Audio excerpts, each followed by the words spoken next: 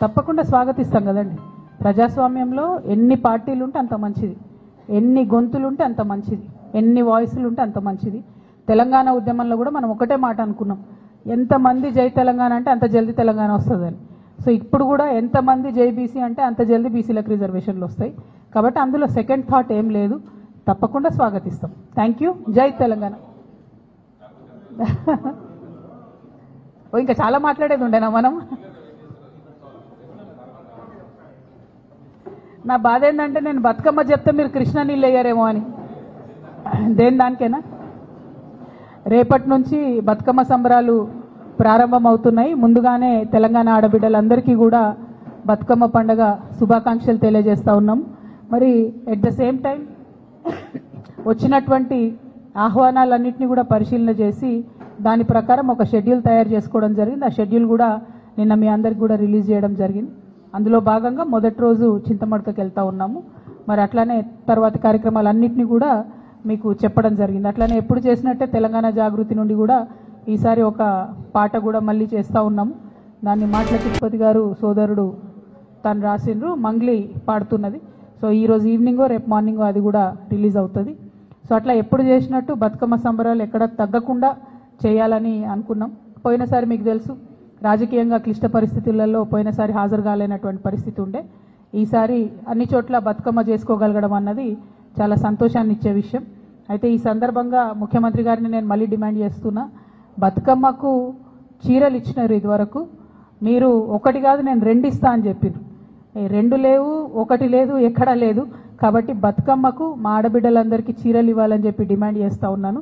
At the same time దాన్ని ఆ చీరకు ఇంద్రమ్మ అని పేరు పెట్టకుండా బతుకమ్మ చీరను ఉంచితేనే బెటరు.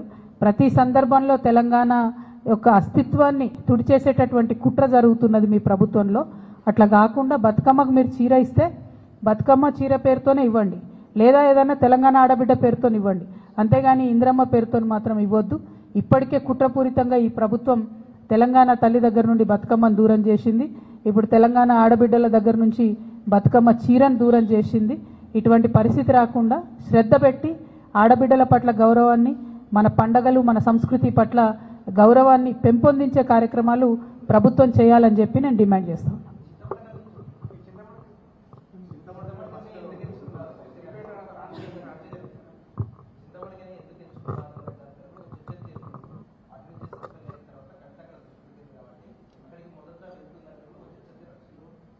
అంటే ఇప్పుడు ఆహ్వానాలు చాలా వచ్చినాయి బ్రదర్.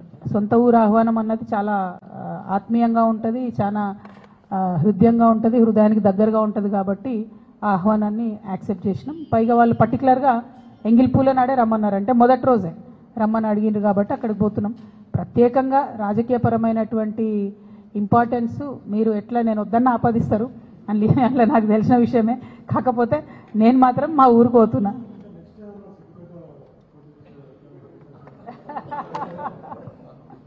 అంత దూరం ఆలోచన చేయలే బ్రదర్, అంత దూరం ఆలోచన చేయలే. Thank you so much.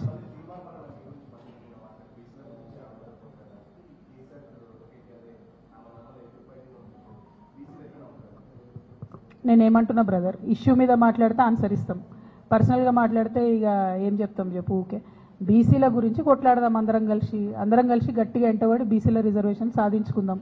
ప్రభుత్వం మీద చేయాల్సిన కొట్లాట ఇడిచిపెట్టి బీసీల కోసం కొట్లాటలు మనం లోలు పెట్టుకుంటే ఏమొస్తుంది. అందరం కలిసి ప్రభుత్వం మీద ఫైట్ చేయాలి, అందరం కలిసి లీగల్ ఫైట్ చేయాలి, స్ట్రీట్ ఫైట్ చేయాలి, అవసరమైన కాడ బీసీ రిజర్వేషన్ సాధించాలి. జై తెలంగాణ.